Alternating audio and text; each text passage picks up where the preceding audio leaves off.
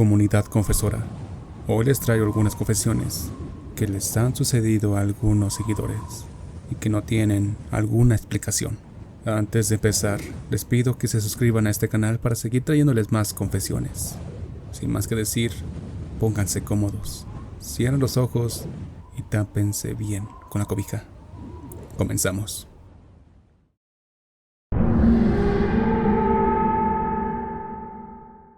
Era una noche cualquiera que iba a convertirse en otra cosa.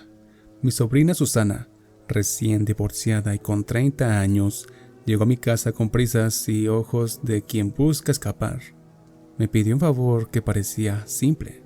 Tía, ¿puedes cuidar a las niñas? Voy a ir al antro con unas amigas. 3 niñas quedaron bajo mi cuidado. La mayor, de 9 años, la mediana, de 6, y la bebé, apenas 3. Le dije que sí sin pensarlo. Salió ligerita. Se despidió con un cierra bien con llave por dentro. Cuando llegue, tocaré el timbre. Ya estaba lejos, dejando en la casa risas infantiles y una llave que cerró el mundo por fuera. Les compré hamburguesas para las 3, un jugo y unas galletas para la más pequeña, además de un par de sobres de palomitas para preparar en microondas. Llegamos al comedor. La noche olía a pan calientito y al papel de envoltorio. Pusimos una película. Era como las 10 de la noche. Las niñas comieron, jugaron un rato y poco a poco fueron cayendo en el sopor de la cena y la pantalla. La más chica de pronto se durmió. La de 6 también habló menos y cerró los ojos. Solo la de 9 quedó despierta, con los ojos grandes y el silencio a su alrededor. Cerca de la medianoche, cuando el reloj marcaba las 12, noté algo, un murmullo distante. Muchas voces, como si un cuarto entero de gente conversara justo al lado y yo no alcanzara a entender una sola palabra. Salí al baño que está dentro de la recámara de las niñas y el murmullo persistía. Risas, conversaciones. Voces de hombres y mujeres que no tenían lugar dentro de la calma de mi casa. La niña de 9, inquieta, me miró y me dijo: «Tía, ¿por qué se oye mucha gente reírse?» Respondí sin revelar el miedo. A lo mejor era una fiesta en la casa de al lado. Cerré la puerta y fui a asomarme al pasillo, buscando una explicación lógica. Salí a la calle. Toda la cuadra estaba a oscuras. Las casas apagadas, sin vida aparente. La casa contigua, sin luces, sin coches, no mostraba señales de jolgorio. Me metí la sensación de peligro en la garganta y regresé, prefiriendo calmar a las niñas con una mentira que no despertara su terror. Es la casa de la fiesta, repetí, y ellas aceptaron esa respuesta, creyendo en la normalidad que les ofrecí.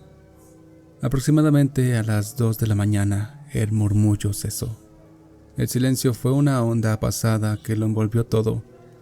La tranquilidad era demasiado perfecta, como la pausa antes de algo inevitable. Yo no podía dormir. El reloj parecía demasiado cruel, marcando el paso de las horas. A las 3, la más pequeña se levantó y vino por agua. Caminó somnolienta. La llevé a la cocina, le di de beber y la volví a acostar.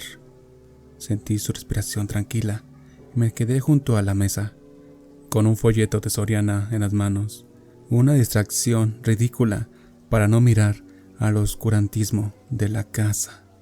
Y comencé a leer las ofertas del día siguiente para obligarme a pensar en cosas terrenales. Entonces, cuando el papel casi terminaba, tuve la sensación terrible de que alguien me observaba. Era una sensación viscosa, la piel de gallina desde la nuca hasta la punta de los dedos, un peso que se me pegaba al pecho. Miré hacia la ventana que daba a la cochera y allí, recortada por la penumbra, solo pude ver una cabeza, un hombre moreno, cabello oscuro, algo rizado, la figura discreta, chaparra, No supe si gritar. No sentí voz. El miedo me dejó paralizada, como si algo frío me hubiera subido desde los pies hasta la coronilla. Agaché la vista, apreté el folleto como si fuera un talismán, y cuando miré otra vez, ya no había nadie. Como si la oscuridad se hubiera tragado su presencia. Regresé a la recámara de las niñas temblando. Oré en silencio, con las palabras torpes y urgentes de quien sabe que la noche puede volverse muy larga. Me quedé en vela hasta que, al amanecer, Susana regresó. Llegó como a las 5 o 6. Le conté lo ocurrido con la mezcla de rabia y alivio de quien recupera un barco naufragado. Ella me explicó algo que terminó de darle sentido a la locura. La dueña le había mencionado que, por arriba, se metían drogadictos y que allí se hacían brujerías. Susana me dijo que ella también oía voces y que por eso se iría de esa casa, que se había decidido a pagar la renta y marcharse. Nunca volví a pisar aquella casa. Viví la experiencia con el recuerdo clavado en la piel. Los murmullos que no pertenecen al mundo de los vivos. Ese hombre en la ventana que parecía un anuncio de otra realidad. El silencio como una boca cerrada. La casa estaba en la colonia Ampliación Los Ángeles, una dirección que ahora suena como una advertencia. Y desde entonces, la noche nunca volvió a ser la misma para mí. Algunas noches, cuando la oscuridad aprieta, vuelvo a oír el eco lejano de aquellas risas que no eran de este mundo.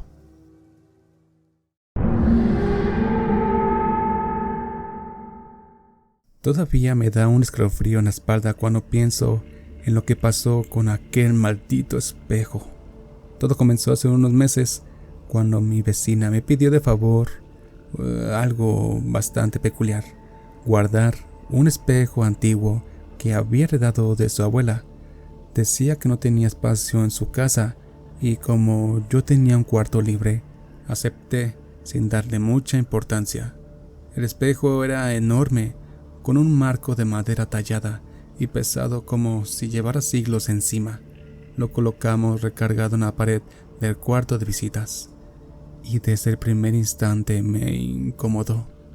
Aunque la luz estaba apagada, en el reflejo parecía haber más claridad de la que realmente había, como si dentro del espejo existiera otra luz, otro lugar. Las primeras noches, cada que pasaba por ese cuarto rumbo al baño, sentía una presencia. Era la sensación de que alguien me observaba desde dentro. Trataba de convencerme de que solo era sugestión, hasta que lo escuché. Una noche, mientras caminaba por el pasillo, escuché mi nombre, susurrando desde el cuarto. Fue tan bajo, tan cercano, que la piel se me erizó de golpe. No quise creerlo, seguí con mi rutina como si nada, pero todo empeoró. Cerca de las 2 de la madrugada, escuché pasos dentro del cuarto de visitas. Eran pasos lentos, pesados, como si alguien arrastrara los pies sobre el piso. Abrí la puerta con el corazón en la garganta y no había nadie. Pero el espejo ya no estaba recargado. Ahora estaba perfectamente erguido contra la pared, como si alguien lo hubiera acomodado. Ese instante me quebró. Al día siguiente llamé a la vecina y le pedí que viniera por su espejo. Cuando entró a la casa, lo primero que me preguntó fue: ¿no te habló? Me quedé helado. Le conté lo que había escuchado, los pasos, el susurro, y ella, con toda la calma, respondió: a mi abuela también le pasaba, por eso nunca lo quiso en su cuarto. La rabia se mezcló con el miedo. ¿Por qué no me lo dijo desde el principio? Desde ese día me alejé de ella, y aunque el espejo ya no está aquí, a veces por las noches todavía escucho esos pasos.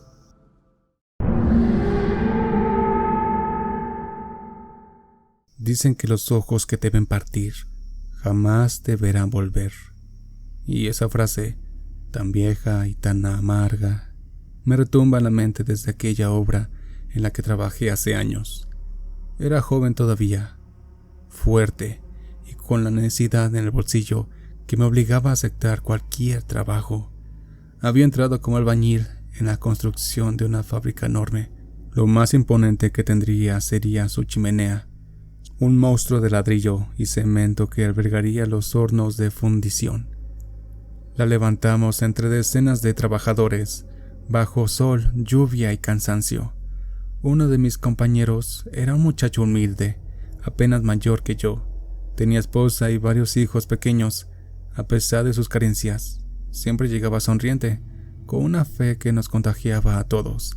Recuerdo hablando de sus hijos, de que su mujer lo esperaba con comida caliente, aunque fuera poca. Era feliz con lo poco que tenía. En la víspera del colado de la chimenea me contó que cenó con ellos. Me dijo que se había acostado temprano, pues le esperaba un día muy duro. Al amanecer, salió de su casa sin despertar a los niños, cargando su lunch con el pan duro que había alcanzado. Besó a su mujer en silencio y se vino a la obra. Yo lo vi ese día. Apenas clareaba cuando el ingeniero lo señaló y dijo, con voz seca: «Muchacho, súbete hasta arriba. Te toca esparcir la mezcla cuando lleguen la pluma y las revolvedoras». Él obedeció sin protestar. Subió hasta la cima de la chimenea y desde abajo lo veíamos como un punto, una hormiga contra el cielo. No pasó mucho tiempo antes de que la pluma comenzara a descargar toneladas de cemento. Todo era ruido, motores, cadenas, gritos, palas chocando contra el metal. En medio de ese borinaje sucedió un mal paso, un resbalón. No sé si fue la inexperiencia o el cansancio. Solo escuché un golpe seco y un grito ahogado que heló la sangre. ¡Auxilio! Miramos hacia arriba, pero lo único que hallamos fue su pala tirada en el andamio. El muchacho había caído dentro del armazón de la chimenea. El cemento, espeso y pesado, lo tragaba sin darnos oportunidad de nada. Se hundió en cuestión de segundos, como si la tierra misma lo hubiera reclamado. Quedamos paralizados, sin saber qué hacer. El ingeniero gritaba órdenes, pero todos teníamos el alma encogida. La pluma se detuvo, y el silencio fue peor que el ruido. Nadie quería aceptar lo que acababa de pasar. Lo habíamos perdido. Esa misma tarde, la esposa de mi compañero esperaba en casa. Imagino la escena. Los niños corriendo, preguntando cuándo llegaría su padre. Ella en la mesa, puesta, aguardando escuchar sus pasos en la puerta. Pero lo que escuchó fueron golpes secos en la madera. Era el ingeniero, con el rostro abatido. Le dio la noticia de frente, sin rodeos. «Mujer, tu marido no volverá más». Cayó dentro de la chimenea y quedó sepultado ahí. El cemento aún está fresco y tengo que darte dos opciones. Derribo la construcción, te entrego el cuerpo y pago la sepultura, pero no recibes nada más. O dejamos ahí y te entrego una buena indemnización. Yo estuve presente en ese diálogo, pero los que lo contaron dicen que la mujer se quedó muda, con las lágrimas corriéndole y la mirada fija en sus pequeños hijos. ¿Qué podía elegir? ¿Recibir el cuerpo de su esposo y quedar en la ruina? ¿O dejarlo sepultado bajo toneladas de cemento para asegurar el pan de sus hijos? La decisión quedó marcada con un pecado sin absolución. Al día siguiente subieron un cura para bendecir la chimenea, y ahí quedó mi compañero, sellado para siempre, en las entrañas de la construcción. Con los años, la fábrica funcionó como si nada, pero entre los trabajadores siempre se contaba la misma historia, que de noche, si te acercabas a esa chimenea, podías escuchar golpes apagados, como palas contra el concreto, y un murmullo que parecía repetir el mismo ruego con el que se hundió. ¡Auxilio! Yo aún lo sueño, y cuando veo una construcción de ese tamaño, Me viene a la mente su risa humilde, la fe con la que hablaba de sus hijos y ese destino atroz que dejó tras la pared.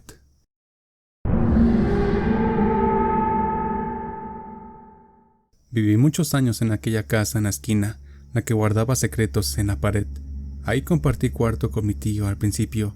Él se fue tiempo después, pero fue también donde conocí a mi esposa, que llegó a rentar poco después.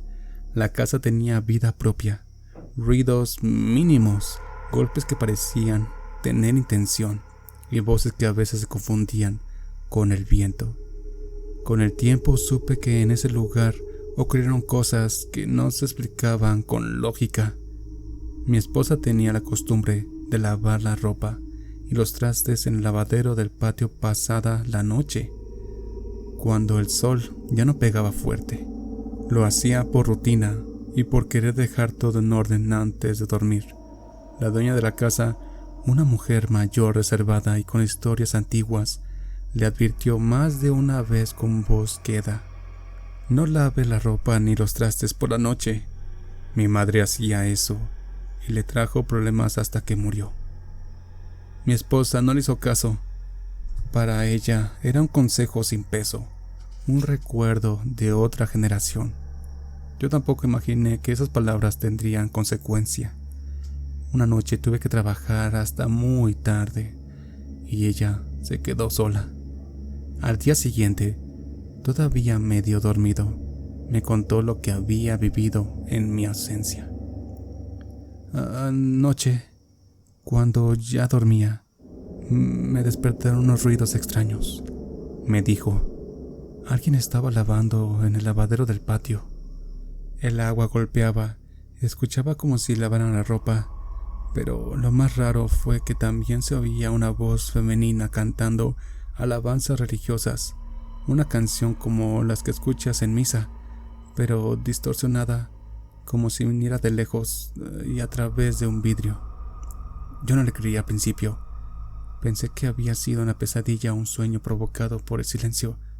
Pasaron los días, cambié de turno y empecé a trabajar por las tardes. Llegaba de noche y dormía al instante, pero una madrugada, sobre las 3, algo me despertó. Aquella misma cadencia, ese mismo ruido que me platicó mi mujer.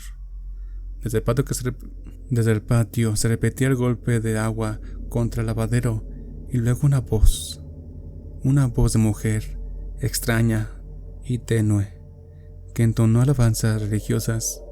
No se entendía bien lo que decía. Las palabras se deslichaban, pero el tono era inconfundible. Una letanía de devoción que a la vez helaba la sangre. Desperté a mi esposa en un sobresalto. Ella, con los ojos abiertos y la cara pálida, solo pudo decir: ¿ves? Te lo dije. El canto continuó unos minutos más y luego cesó como si alguien hubiera apagado un interruptor. Cuando nos recompusimos, conté lo ocurrido a la nuera de la dueña. Fue ella quien nos reveló la verdad de que la mujer mayor había insinuado tantas veces. La madre de la dueña, la antigua propietaria del patio, penaba por las madrugadas.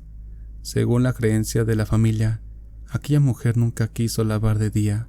Toda su vida lo hizo en la noche. Cuando murió, su costumbre no murió con ella. Gente del barrio afirmó que su espíritu volvía para seguir cumpliendo la rutina que no quiso abandonar en vida: lavar la ropa por las noches y cantar sus oraciones. Esa explicación encajó con lo que había escuchado: el chapoteo fantasmagórico, la voz que no terminaba de articular palabras, la sensación de que algo pulaba en el lavadero con una devoción mecánica. Nos resultó escalofriante. No era solo un ruido, era una insistencia, como si una costumbre hubiera quedado pegada en la casa, como una mancha imposible de quitar. Tiempo después nos fuimos de aquella casa. No fue solo por ruidos, la atmósfera se hacía densa y la inquietud nos consumía. Sin embargo, aunque nos marchamos, la historia no terminó. Quien volvió a pasar por la esquina aseguró que, en las noches, Las tenebrosas alabanzas religiosas siguen escuchándose. Dicen que si tienes el valor de asomarte al patio, podrías llegar a ver algo, una figura borrosa cantando en la penumbra, lavando con las manos que no llegan a moverse con naturalidad, una costumbre que la muerte no logró arrancar. Yo prefiero no acercarme a esa esquina en la noche. Hay rituales y horarios, me dijo una vez la dueña con voz grave. Para todo hay un tiempo. Tal vez hay almas que se aferran a su horario como quien se aferra a un último consuelo, y tal vez en esa casa el lavadero quedó marcado por una costumbre que se niega a morir.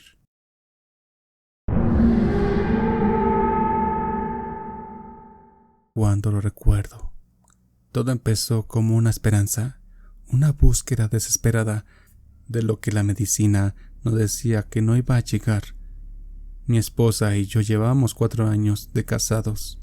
Éramos felices los dos, pero cuando nos dijeron que ella no era fértil, fue un golpe que nos marcó. Visitamos médicos, hicimos pruebas, escuchamos diagnósticos distintos, pero la conclusión siempre fue la misma. Decidimos aceptarlo y buscar la felicidad en nosotros, aunque la tristeza calara hondo.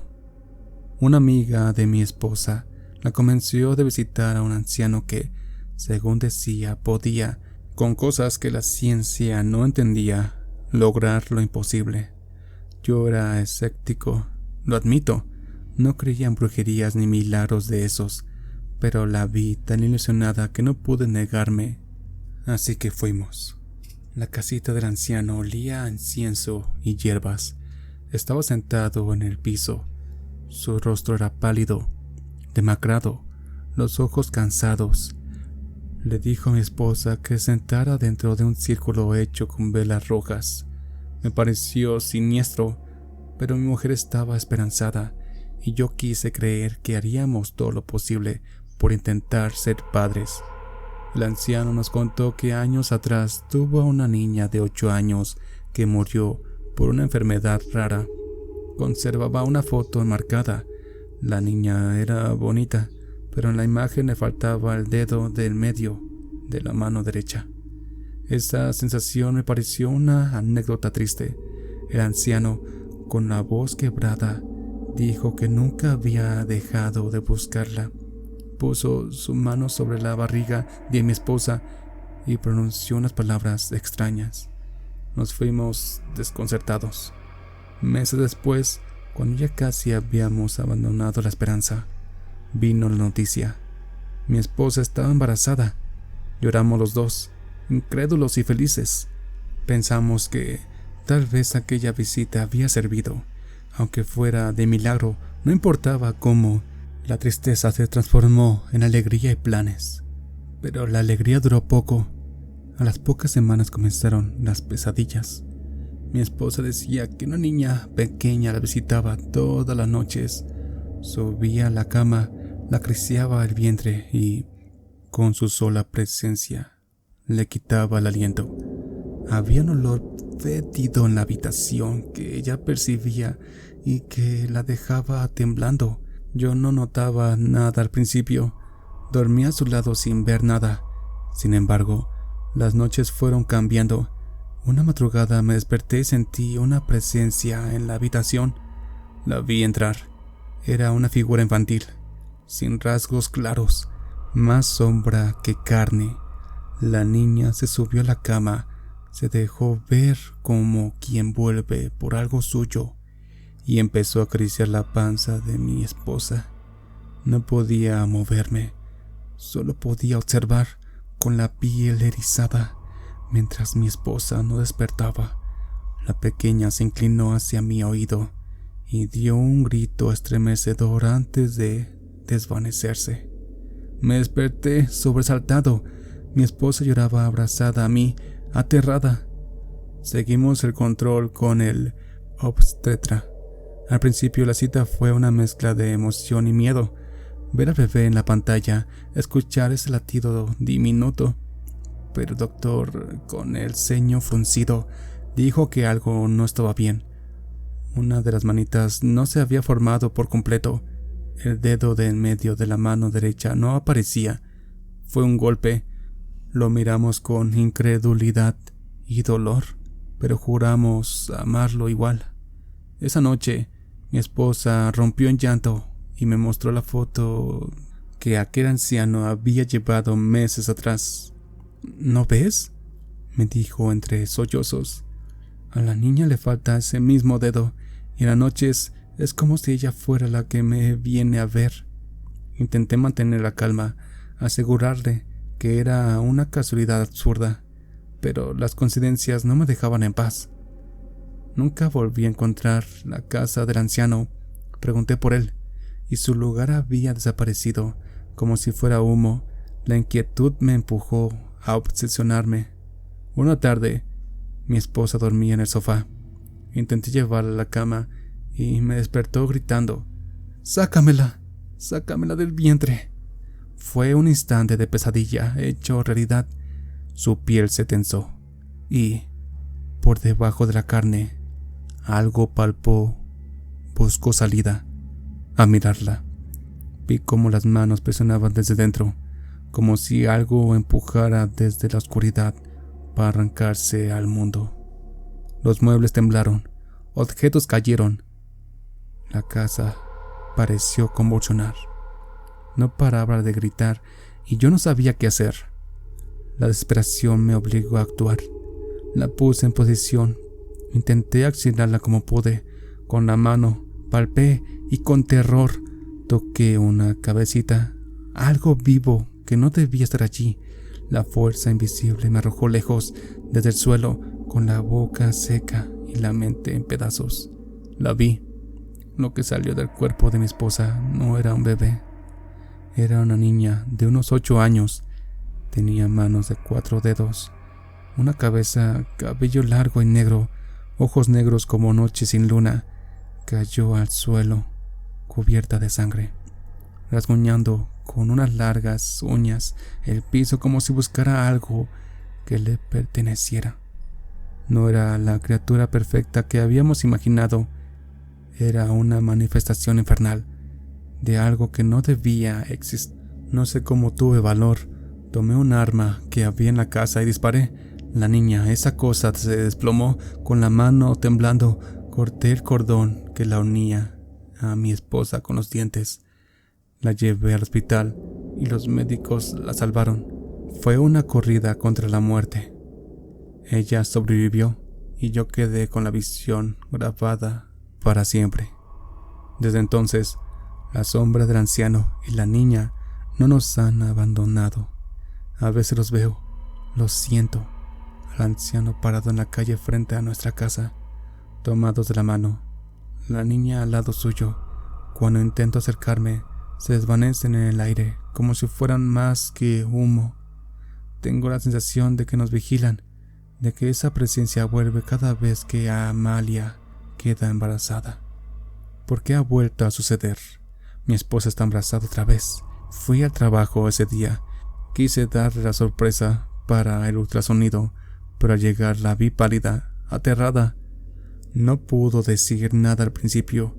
Cuando respondió, su voz fue un hilo. El feto, otra vez, no tenía ese dedo. El pánico volvió a apoderarse de nosotros.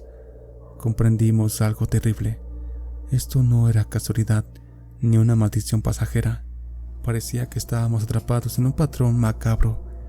Cada vez que ella concebiera, aquella niña, la que perteneció al anciano, regresaría con intención de nacer en nuestro hogar, como si la deuda no se hubiera saldado, como si el pasado hubiera hallado un modo de cobrar su tributo. No sé si esto es venganza, reencarnación retorcida o una maldición ligada a un hombre que no aceptó la pérdida. Solo sé que vivimos vigilados, que cada movimiento de la casa, cada sombra en la pared, trae a mis recuerdos el rostro de esa criatura. Intentamos seguir adelante, intentamos vivir como antes, pero la normalidad es frágil. Amalia quedó marcada por lo vivido. Yo, por haber hecho lo que hice para salvarla, y por las imágenes que no puedo sacar de mi cabeza. A veces la vejez del anciano se aparece en la esquina de la calle y siento que su mirada nos llama. Otras noches oigo ruidos suaves como dedos rozando el umbral. No sabemos si esto tendrá fin. Lo único cierto es que cargamos con esa noche con quien carga una condena. El precio por una esperanza que buscaba un corazón humano fue una puerta abierta a algo que no entiende de piedad. Si alguien escucha esto, que me juzgue si quiere. Hice lo que creía necesario para salvar a mi mujer. El resto, lo que vino después, no fue ni comprensible ni justo. Estamos atrapados en algo que no pedimos, y mientras Amalia vuelva a estar en estado, yo miraré con temor la sombra en la calle, esperando que esto no vuelva a repetirse. Bueno, eso ha sido todo por hoy. Gracias por llegar hasta aquí, por atreverse a escuchar todas las confesiones. Espero descansen tranquilos. No olviden suscribirse y también dejar su confesión al correo que aparece en pantalla. Muy buenas noches.